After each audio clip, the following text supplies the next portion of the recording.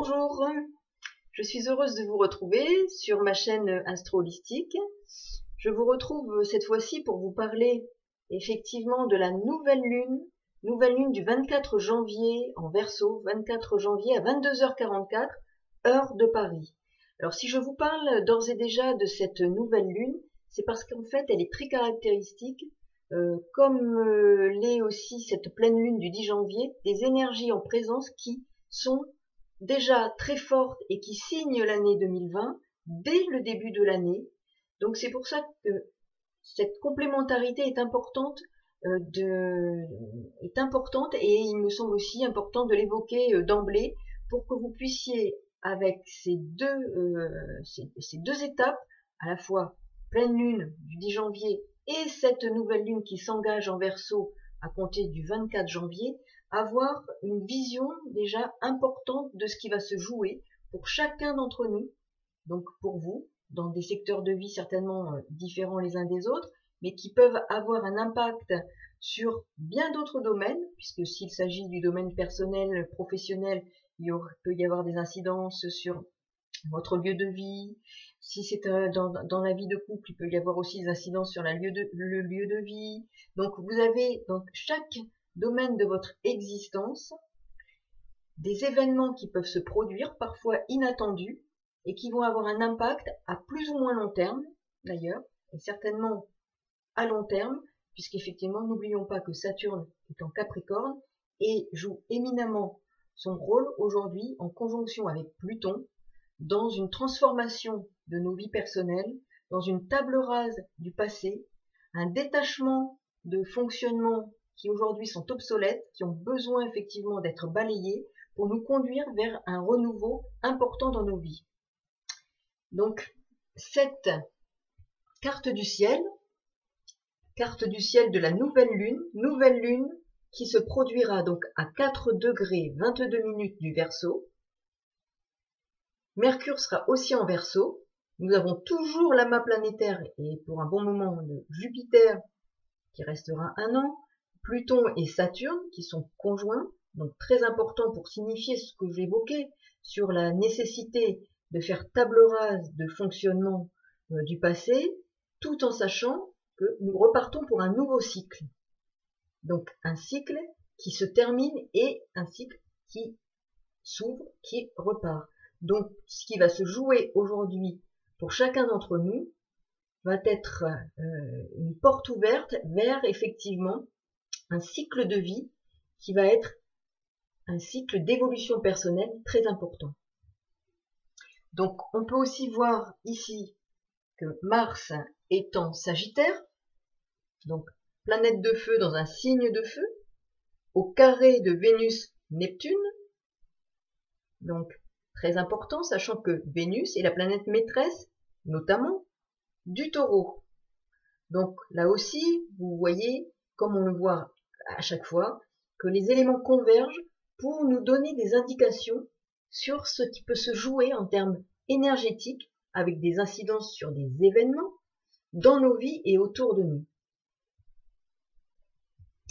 Donc, cette nouvelle lune en Verseau est donc éminemment uranienne, d'une part parce qu'aussi, il y a ce carré entre Uranus et la nouvelle lune qui va indiquer et renforcer ces velléités d'émancipation, l'expression de cette volonté de révolutionner ce qui existe pour aller vers le renouveau. Donc des mouvements qui peuvent être rapides, qui peuvent être parfois inattendus, en tout cas qui vont s'exprimer avec une force puissance, et sur, je dirais, une vibration uranienne, très énergique et très, je dirais, électrique.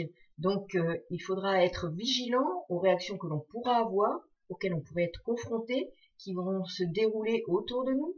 Ce sera une ambiance, je dirais, générale, très électrique, tendue, vive, avec des mouvements importants. Donc nous avons dans ces énergies ambiantes quelque chose qui s'amorce pour un renouveau, une volonté de renouveau très importante. Alors, il est vrai que cette nouvelle lune, comme je le dis, marqué par Uranus, nous apporte ces velléités de transformation, de renouveau.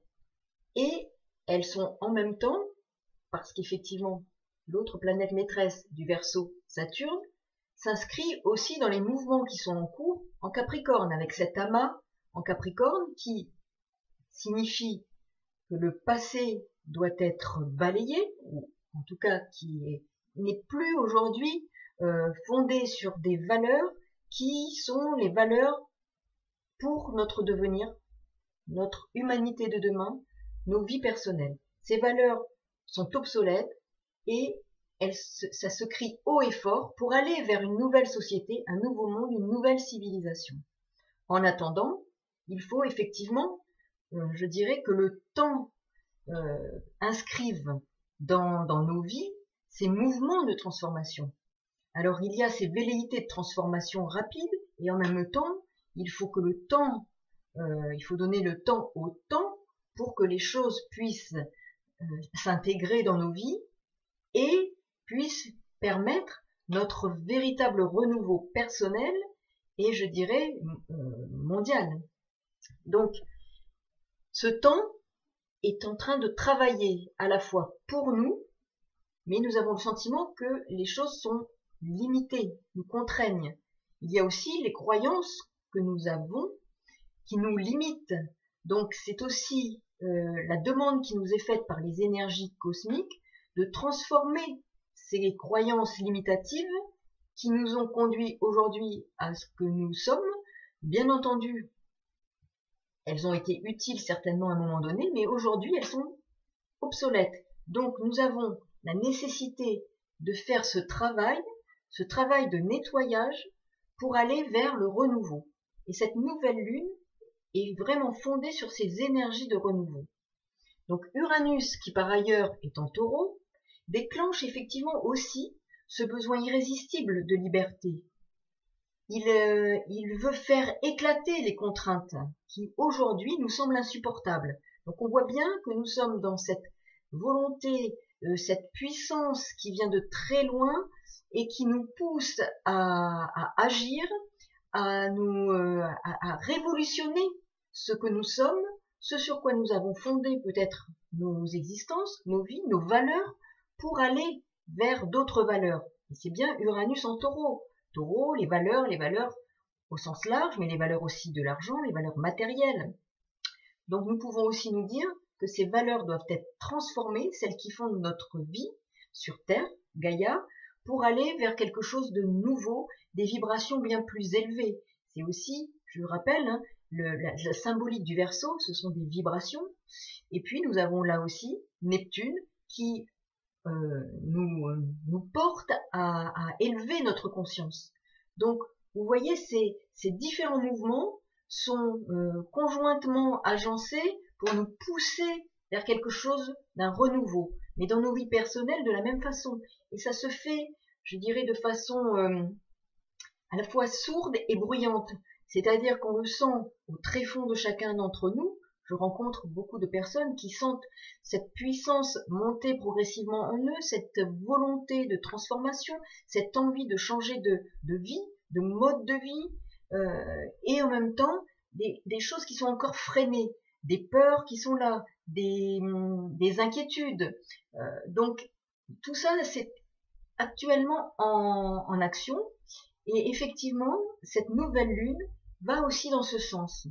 Donc, cette nouvelle lune nous parle aussi de cette nécessité de se débarrasser de fardeaux et aussi des bouleversements pour la planète Terre. On le voit, le climat partout, ou en tout cas, on voit en Indonésie, en Australie, en France, il y a eu des phénomènes et des tornades par endroits, des pluies torrentielles. On voit que nous sommes forcément et très rapidement dans des excès.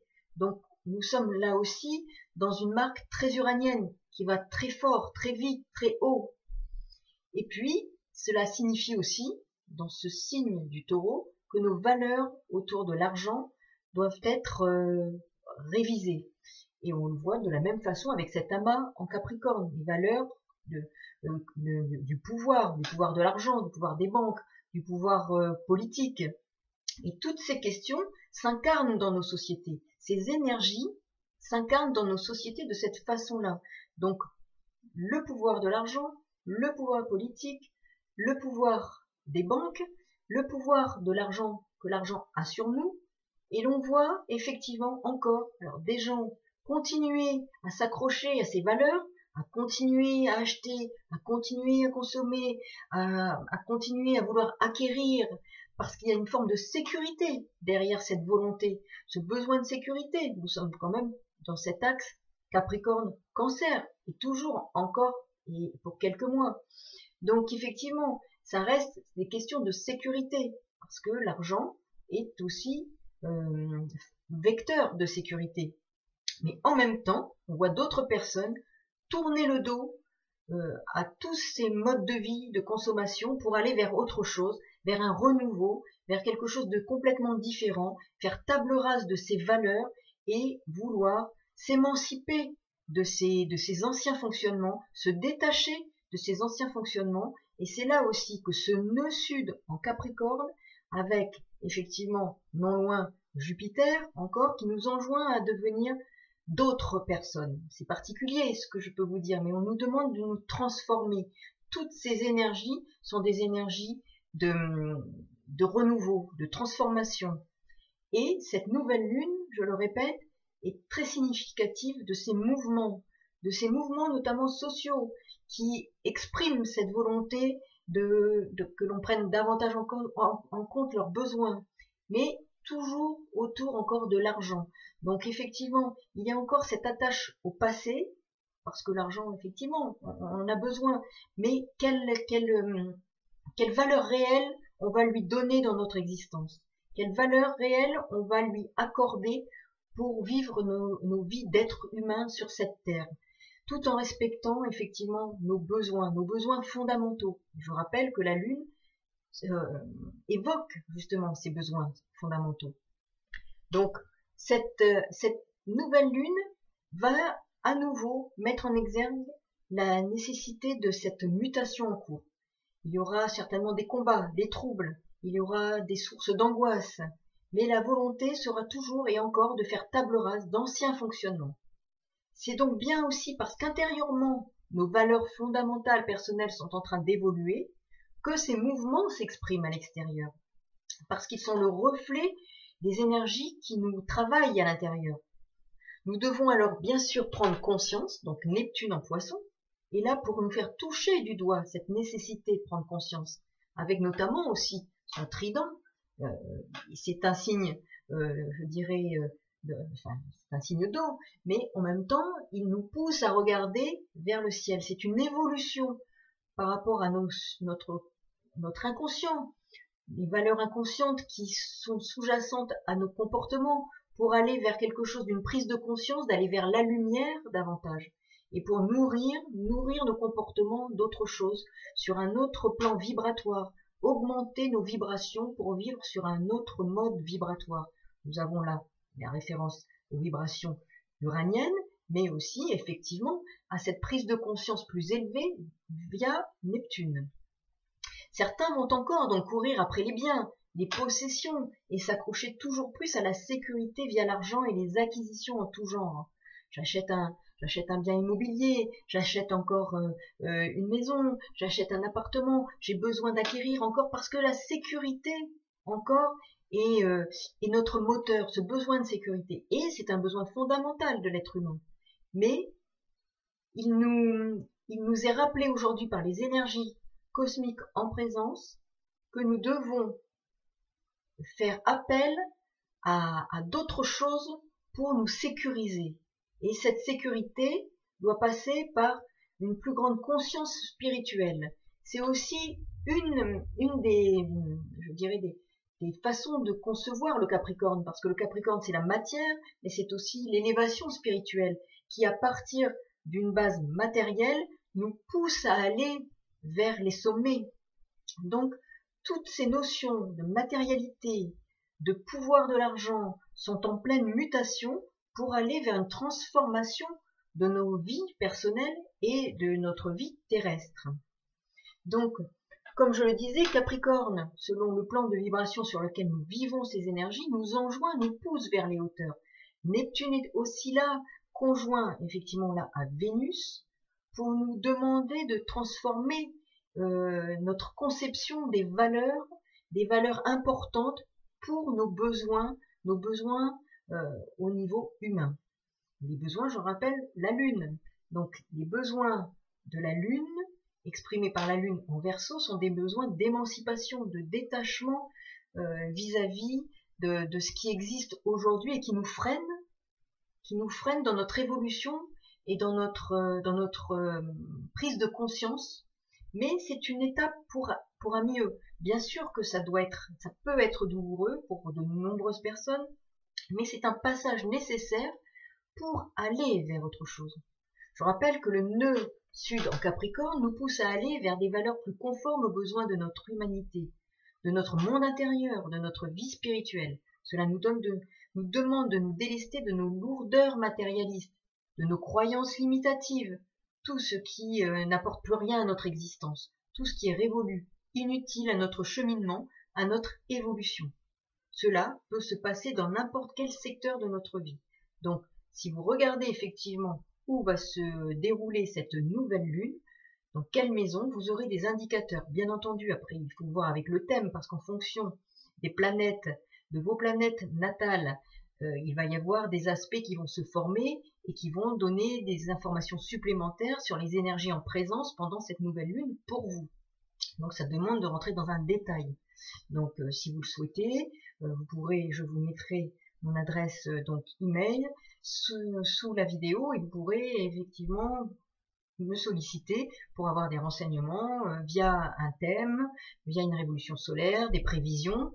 Je rappelle aussi, parce qu'effectivement j'ai eu quelques questions, les prévisions peuvent se faire de date anniversaire à date anniversaire, pas forcément du 1er janvier au 31 décembre. Admettons que vous soyez né le 15 février, on peut faire effectivement les prévisions du 15 février 2020 au 15 février 2021. Cela correspond à votre révolution solaire. Ça peut être de mars 2020 à mars 2021 si vous êtes né en mars.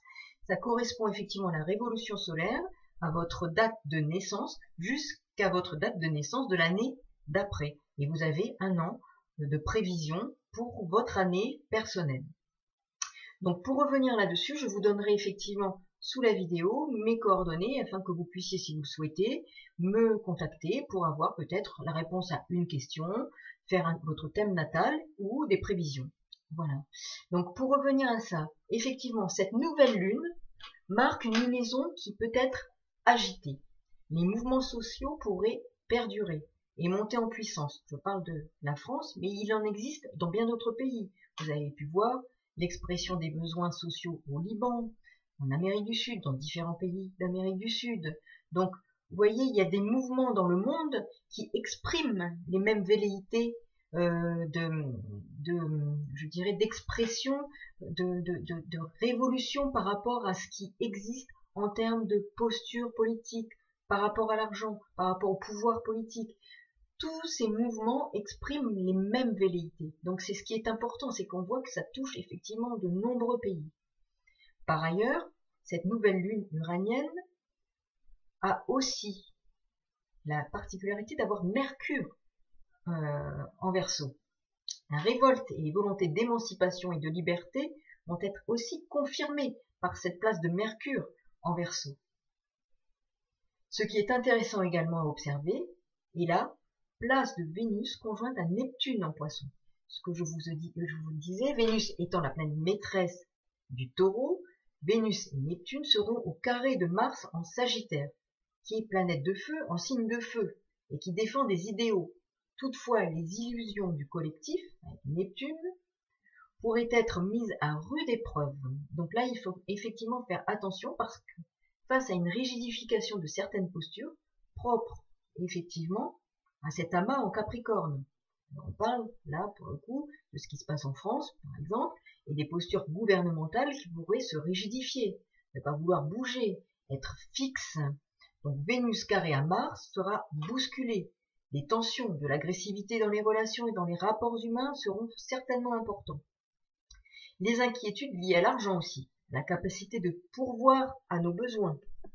De nombreux pays sont concernés, comme je vous le disais. Les mouvements sociaux, ras-le-bol de la puissance de l'argent, alors que la majorité s'appauvrit. Le Liban, la France, les pays sud-américains, et bien d'autres. On voit l'Algérie, on voit bien d'autres pays dans lesquels les mouvements de population sont de plus en plus importants. Les réactions face aux dictatures de l'argent et aux pouvoirs établis, pouvoirs politiques dictatoriaux, Pluton et Saturne en Capricorne. Cette lunaison est propice aux contestations des masses, du public, qui veulent être entendus, s'exprimer, exprimer leur volonté, leurs besoins et leurs idéaux.